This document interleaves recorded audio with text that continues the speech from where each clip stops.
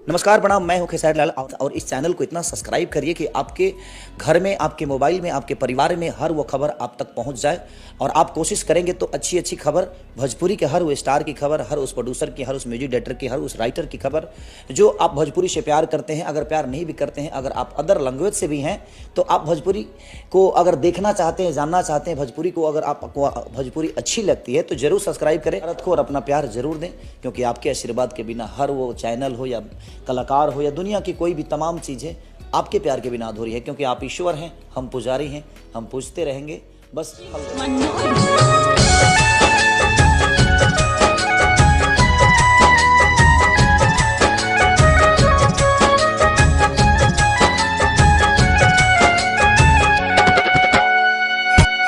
हम ना भूलनी कैसे हो, हम ना भूलनी कैसे गइल तू भुलाए।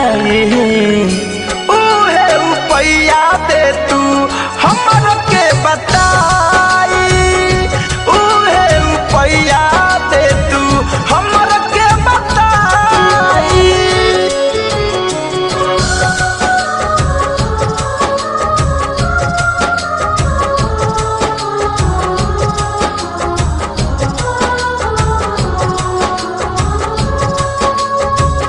कौनो दिलवाला के ठीक ना हो सतावल, मोहब्बत कह के बहरी कठिन हो निभावल।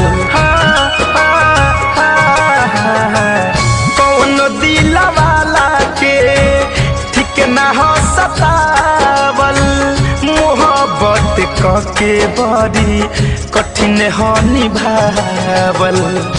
पल भर में कैसे हमके हो, पल भर में कैसे हमके गइलू बिसराई। एहे रुपया दे तू हमर के बताई, एहे रुपया दे तू हमर के बताई।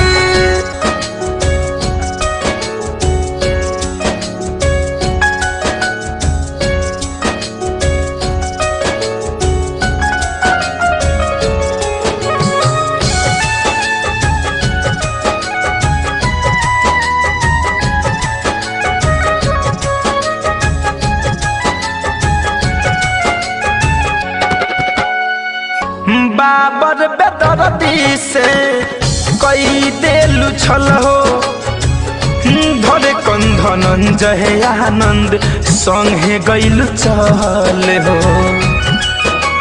हाँ हाँ हाँ, शिव मन मोही से कई देलु छल हो, धरे कंधन जहे आनंद संगे गइलु चल हो।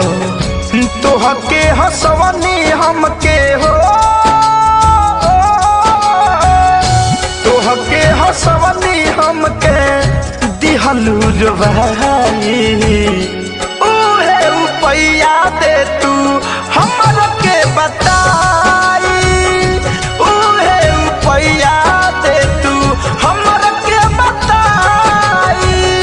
हम ना भूलनी कैसे हो,